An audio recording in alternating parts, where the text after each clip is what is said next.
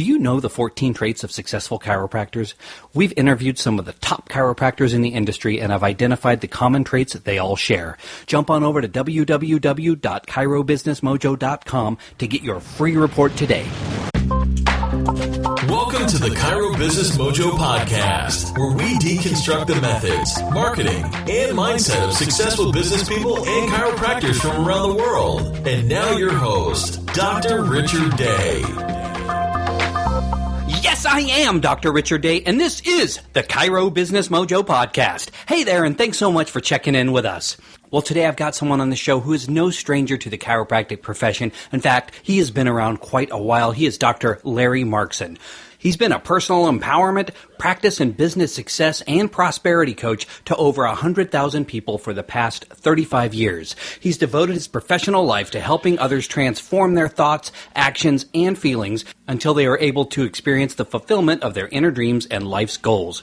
He believes that your business and your personal life are waiting for a leader, you, to show up for that. Who you are inside the skin determines how well you do what works. Now in his fifth decade of sharing his secrets of success with audiences from only 25 at the Cabin Experience to over 8,000 as keynote speaker or special guest speaker for outside businesses and organizations, he has learned that it is successful people who build successful businesses and lives, and that success comes from you, not to you.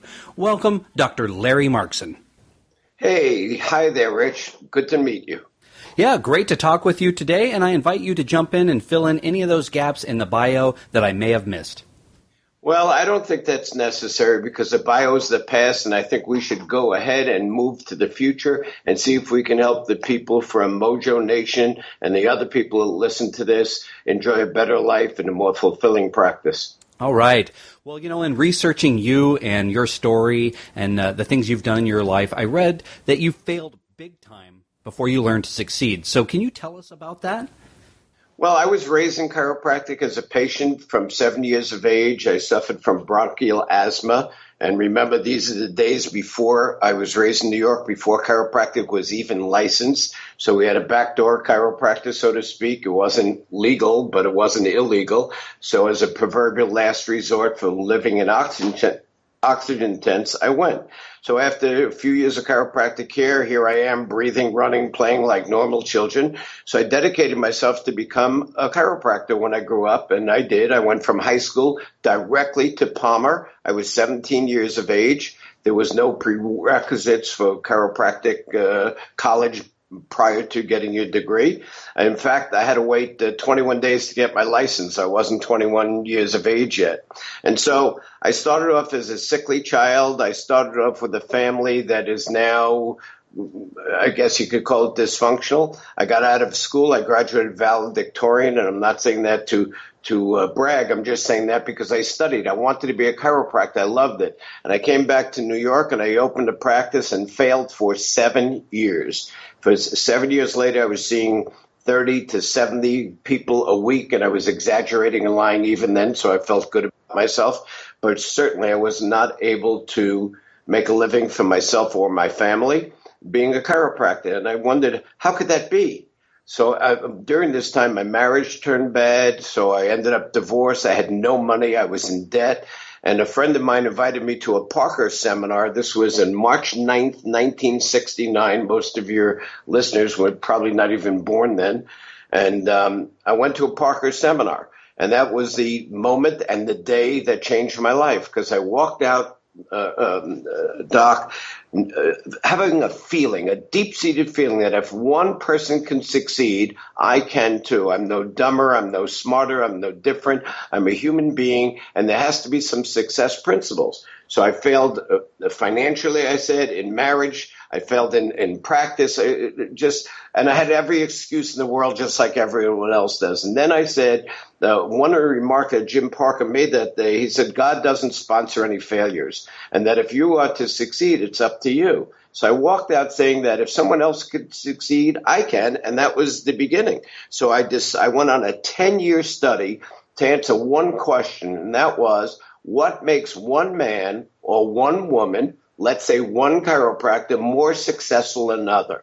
Was it the office? Was it their location? Was it their height or their weight or their religion or the color of their skin or how left brain or right brain they are? I didn't know. Now, after 10 years, I started to understand. So I went into over 2,000 chiropractic offices, years and years. So I ended up learning how to design and build them, and I built hundreds and hundreds of them later on in life. But I realized that it was the person that becomes successful, not the place or technique or school they graduated from. So that was my story in a nutshell. Wow, there's a whole lot there. I think I want to dig a little deeper into each one of those. And I guess it starts with our sense of self. Where do we get that originally? I know it's family. What else? Well, I call it mother, father, teacher, preacher, MFTP. So all the people that have been in Markson Management Services and the Master's Circle and the Markson Connection and the Cabin Experience, the 4 or 5 different businesses that I've had in chiropractic, all of which were very successful because I was started to use the principles that I was learning over this 10-year study. So if I came into your office and I saw something that was working better than mine, I threw mine out and no longer had proprietary rights, and I just adopted and modified yours and put it into practice. So I was using all good, successful thing, and I saw the way you talk to your patients and the way you dressed. So it is. It's mother, big influence of you, and father, of course, a big influence. Stereotypical in the old days, the father was the moneymaker and the mother stayed at home. Not true in today's day and age, but was true for me. And my father was a pretty rough disciplinarian, and my mother learned to give guilt, and not on purpose. So I didn't grow up with the right thinking. And then environmentally, so we didn't live in the right neighborhood. I didn't associate with the right people. So if it's your mother and father, teachers, the T is teachers, and that doesn't mean only your teachers in school, in elementary or high school or even college and chiropractic college. It means anyone that teaches you something. Television teaches you something. The newspapers teach you. Peer pressure teaches you. Anyone that taught you something, you get to believe what they say to be true. So here's my saying about that. And then preachers, let me just finish MFTP, is not a preacher. Clergy is anyone that preached a doctrine to you that you started to believe. As an end result, we all grow up, Richard, believing things that are not true. We believe them to be true, right? We act on them as if they're true, but we find out that they're not true later on. And so that, like, all rich people are thieves. I was grown up, or men don't cry, or some of these limiting beliefs we were all taught. And so I was a belief person in failure mentality and thinking. So it's self-image. It is genetic to a degree because there's different personalities and some are more likely to achieve. There's 9 different personalities in the study of enneagrams. Ennea means 9 in Latin, and gram is a diagram of these 9 personalities. So I learned how to communicate with different personalities. And the more I learned, the more I shifted, the more I changed me, the more my practice grew. As a matter of fact, you might want to know that in those days, and I was speaking now, let's say we're in the 1970s, I went from 30 to 70 people a week to 100 people a day in 1 year in the same office and the same 2 CAs. Wow. So what you're saying, I want to see if I'm connecting all these dots correctly. We have a mental picture that we form of ourselves based on our upbringing and our experience and the influencers in our life, and then those can provide either the fuel for our success or the limits on our success. Oh, absolutely. So we know that psychologists identify low self-esteem as a root cause of failure and mediocrity. And after working and coaching more than 30,000 chiropractors in or through my programs over all these years, I totally agree. And my knowledge comes from the years of observing all these people and watching how they function and how their triumphs or humiliations are absolutely caused by the mental images they have on yourself. So I can promise you that your self-image, which is the way we see ourselves, is the very core of your personality, and it determines more about you than any other single factor affecting your practice or your personal life. So my life was then dedicated. First, I did Markson management, and we had 1,000 clients learning what to say, what hours to have, how to hire and fire, how to do a report of findings, how to do a consultation, blah, blah, blah. And there's still people doing that. But we had people, Richard, let's say there's 10 people, and they would come to my seminars and read all my textbooks and listen to all the recorded material. And at the end of a year, 2 people would succeed beyond belief, right? 2 people would fail no matter what I did, and 6 people would fight for different levels of mediocrity. And my question was, how could that be? How could people, 10 different people, all graduating, let's say from the same college and the same class, and they wore the same clothes and they had the same parent and the same religion, everything the same, 10 different people had 10 different results. And it was because it was based upon their personality, what they believed to be true or not, and how they were able to act it. Some had fears, some had doubt, some had lower energy personalities, some were over the top personalities. And when you put it all together, it was how you see yourself. So right now, my cabinet experience, which I'm doing for 11 years, we work on that, letting the doctors find out where the blocks are. What are they afraid of? You know today, Richard, that many chiropractors are still fighting the insurance fight, correct? Yes. So, and you would suggest then, well, why don't you just change to a cash-based practice? And a lot would. It's simpler. It's cheaper. You make more money, but they're afraid to do it. So how do you overcome that? So it's not the technique. It's not your professional skill. It's not your office location. It's that you're just afraid. Or how many doctors have a CA at the front desk that should not be there for whatever reason? Everyone knows it, but is unable to terminate that relationship and get a new and better and more high-achieving CA that aligns with your principles and purpose. They let him stay. And the true story is I once said to a doctor, well, this is August. Why don't you just terminate the CA and move forward and let's get someone better and train her right and blah, blah, blah. He said, how can I fire her? Christmas is coming. I said, this is August. You see me? They're just unable to do things. So doctors are unable to give the proper recommendations to people. They work by fear. And there's some that are technique-oriented and some are philosophically oriented. None of that matters. What matters is how you see yourself and how you communicate to the outside world and how you, through your thinking and actions, are then able to attract into your life all the people, places, things, situations, and events that are necessary for your success, which is what happened to me. That's why my success came so fast. So, and I think that answers the question. Well, let's look at what it takes to change ourselves. You've laid out a very good case for we are the result of our upbringing and other factors that have formed and shaped who we are. But let's say we're not getting the result we want. What are some of the tools that you teach to start rewriting our personality DNA? Well, I can give you the basic 4 because we have a time limitation here. That's in my book, Talking to Yourself is Not Crazy. And by the way, for your listeners, there's a free download of the book, Talking to Yourself is Not Crazy. And we sold and gave out thousands upon thousands of these books. It was written some years ago. It's about opening your mind so you can have it your way, so you can create your destiny, so your past doesn't have to determine your future, so you can change your relationships and you can change your prosperity quotient and you can change the volume of your practice and you can change anything you want. So, and so the big 4 would be this to me: affirmations, the ability to talk to yourself, stop putting yourself down emotionally, physically, spiritually, by not only the words you say, but the thoughts you have and the feelings that you have, and then written goals. So that the goals are a map for your mind. That's your left brain has to have a map, a GPS system where it wants to go. And then meditations, and that doesn't have to be, people get scared. It's not a formal meditation like Guru Maharishi, but a way of quieting your brain from that noise that's always in it, the chatter telling you what you can't do and what you're afraid, and I'm overwhelmed and I can't do this, and he told me that and she told me that.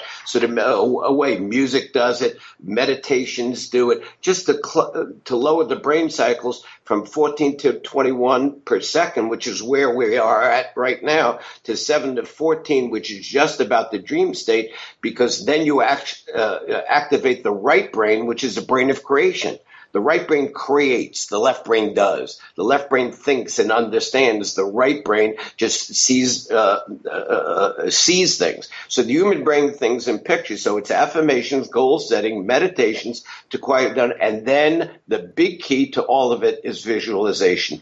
The ability to close your eyes in a lower cycle, brains per second, sort of a meditation, when you're quiet, and visually picture, not think, not write, not type, but picture, like on a TV screen, your life or the practice you want. You can picture, here's an empty reception room, you close your eyes and you picture a filled one.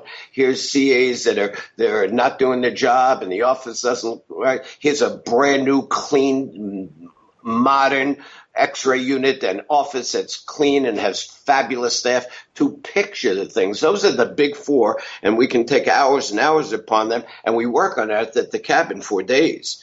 So it's an incredible thing. Affirmations, talking to yourself, build yourself up in strong and noble thought before people knock you down.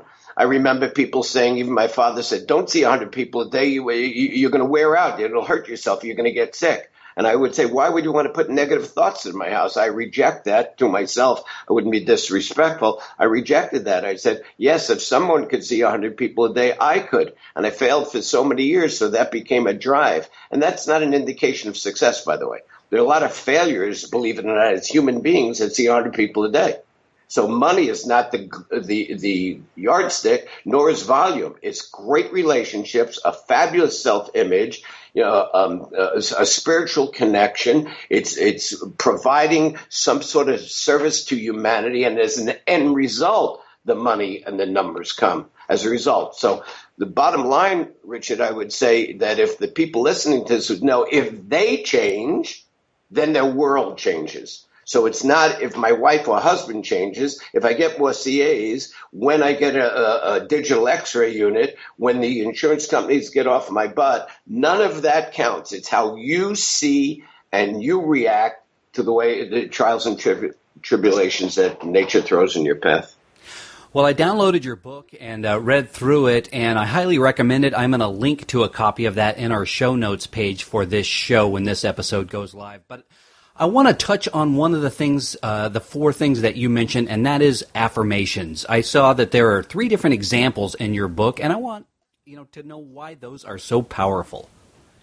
I think whether we're conscious of it or not, we talk to ourselves constantly, either out loud where we can hear it or silently by thought in our own mind.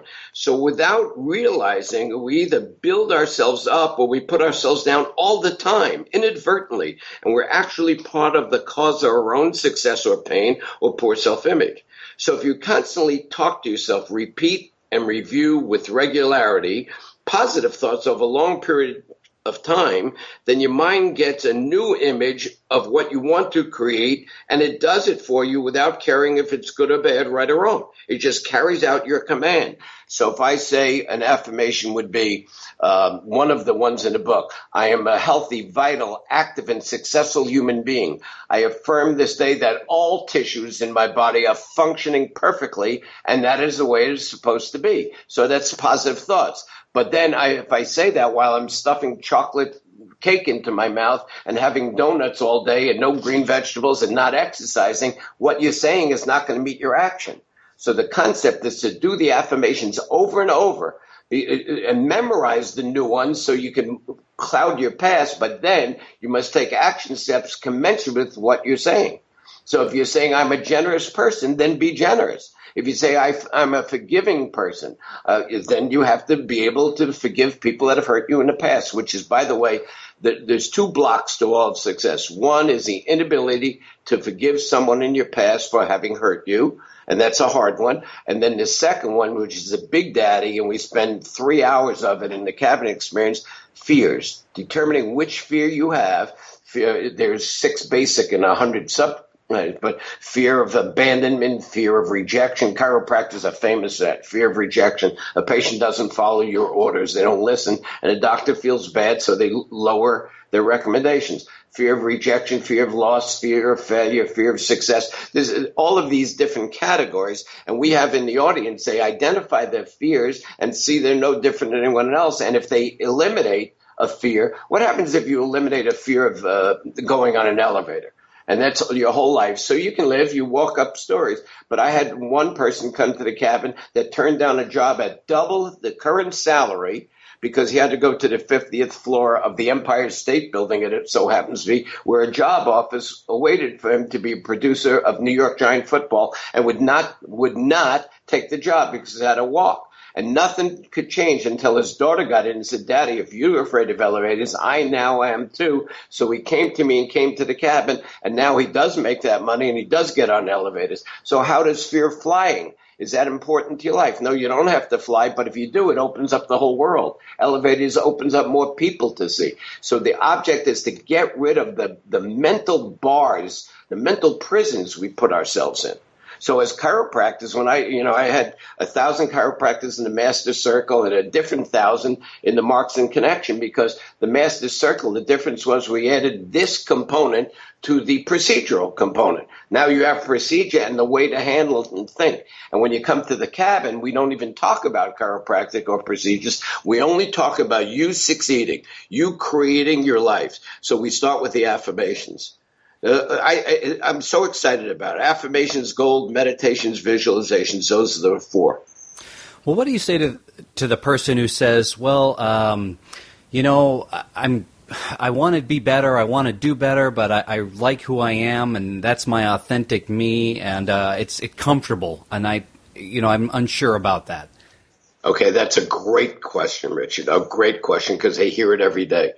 One, I want to be nice because on the radio, but what they're saying, they have backed into that feeling because it's a safety net, but it is not true. When people say I'm comfortable, it means I know that I'm limited, but I'm willing to accept being here. So that's the average chiropractor, by the way, and the average person in the world. But look out at this world. Are they succeeding? And I don't mean you have to be a superstar, but surely you can be better. Being comfortable means being limited. It means I'm unwilling to take a risk. I'm unwilling to try something new. I'm unwilling to change. So, and some of the people, when they start to change, they feel uncomfortable, so they go right back into their comfort zone. It becomes they do an affirmation, for instance, and 3 weeks later they don't increase their practice by 95%. They say it didn't work for me. It didn't work because you didn't work it. It's your belief system. So I think being comfortable is mediocrity. So in my way of thinking, and I'm not saying it might be yours, mediocrity is like mayonnaise, which has no color. It's white, right? It's not ketchup, which is red and spicy and has some good looks to it, or mustard, which is yellow. It's white. It's bland. That's a bland life. And but it's America. You can do whatever you want to do. I think most people can achieve more, do better, save more money, be healthier and happier. And it's not a race for the biggest money, but you have to admit that in every walk of life, money solves some problems. If you earn it by service to humanity, then take all you can, because it's the universe's way of rewarding it. Well, I've heard of the yo-yo diet, but in reading your book, you talk about something called the yo-yo syndrome. What is that? When I was studying all these doctors, and remember, I had thousands of doctors in. I've spoken at every state association in America. I've spoken at every college and around the world. So, I've been around for a lot of years, 55 years as a chiropractor. And I say the yo-yo syndrome is that I notice that people are up or down by what happens to them. So if you're alive, there's a good chance you're suffering from an infectious disease that I think is so highly contagious that infects over 80%. Let me explain it this way. If something good happens to you, you're elated and you're up. Okay, so the mailman comes with a check for a PI check for $3,000. So it's a good day. So you feel good. You're buoyed by spirit.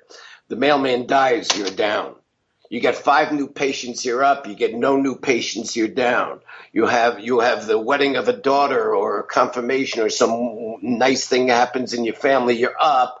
Right? Or your loneliness drives you down. So people are up and down, and they are up and down, Richard, by what happens to them, not by what they're creating. So in other words, I don't give anyone, not you, not anyone, but me and my maker, permission to put me down. I already put myself down enough. I don't need any help. So instead of being up and down by what happens to you, I have goals and affirmations of what I want. So winners compare their goals to their own achievements, whatever they may be, and losers compare their goals to everyone else, what they're doing. Well, I'm not everyone. I work on me continually. So I'm 76 years old next week, right? And I still do my affirmations, and I have them. And people say, "Why do you do that? You're rich. You don't have to. You don't have to do it. I don't have to work anymore. I work because I love it. I enjoy helping people. The cabin, we're like a family coming together. And I'm in touch with all of the people for these 11 years have gone to the cabin experience, and hundreds of others. We're still in touch. We're friends because they are on the grow. So that's what I'm talking about. So the yo-yo is up and down. I want to cut this string. I call it yo-yo-itis, inflammation of your yo-yo.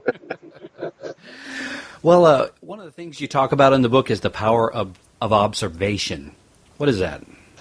Okay, so most people, when we come into the cabin experience, for instance, people come, the number one lesson I tell them, most people are not observant as to who they are in their environment.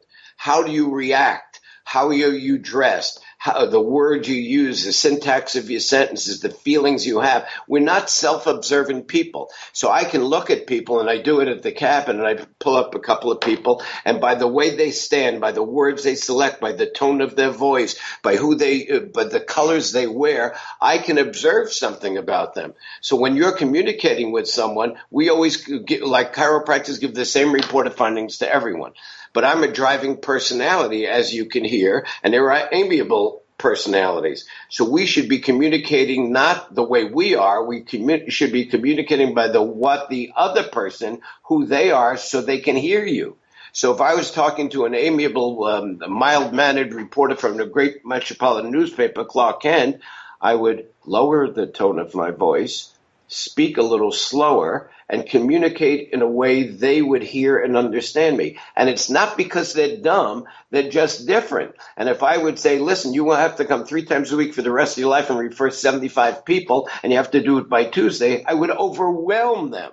So what I've learned to do by observation is if they cross their arms when they're sitting in the consultation room, I cross my arms. If they cross their legs, I cross my legs. If they speak rapidly, I do. If they speak slower, I do. So I change who I am to communicate. So I observe. I watch people.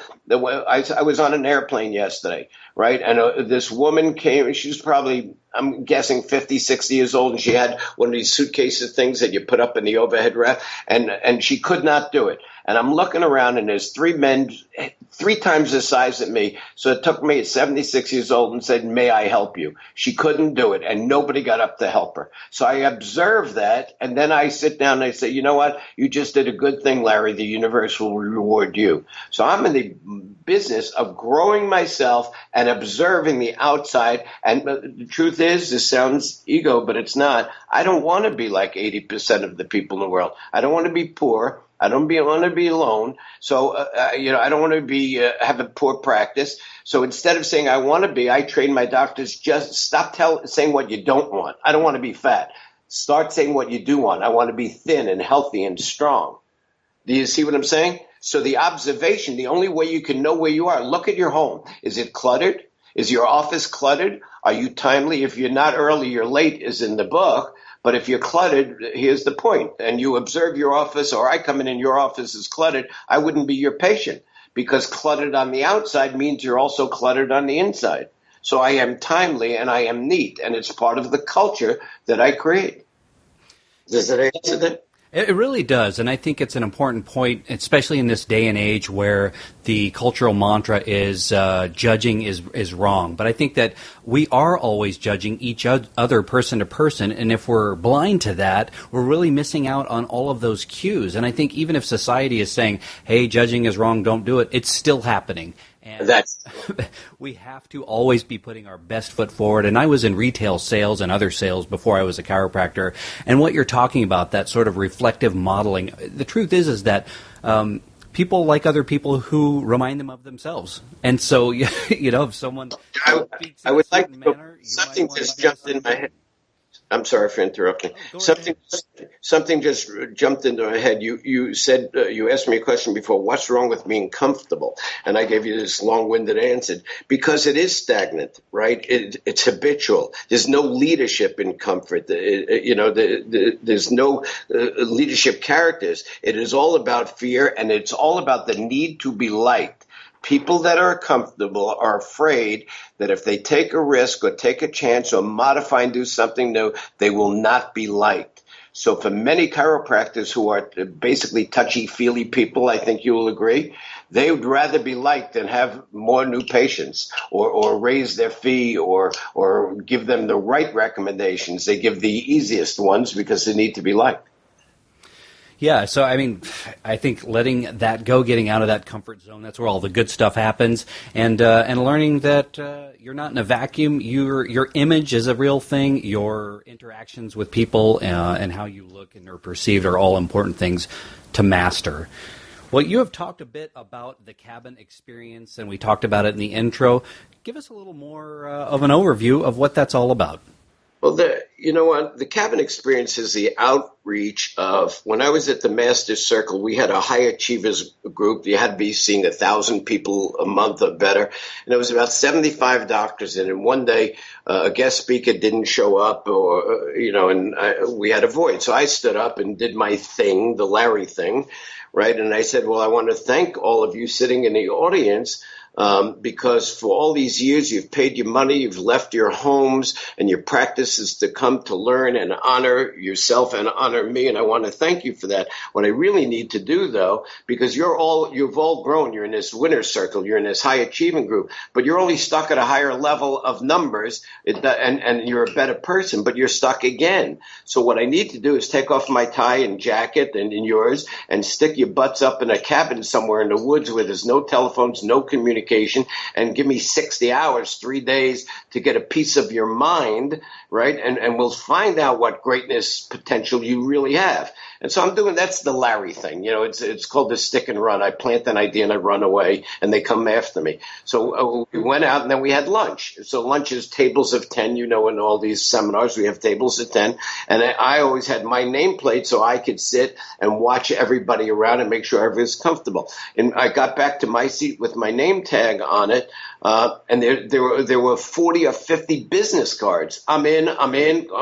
And I said, what are you in for? And it said, I'm coming to the cabin. What cabin? You just said lock our butts up in a cabin. I didn't even have a cabin. I didn't have the textbook. And that was 11 years ago. And we do about 3 a year, and everyone has filled to capacity. I don't much advertise it. It's by recommendation or the ability to attract people.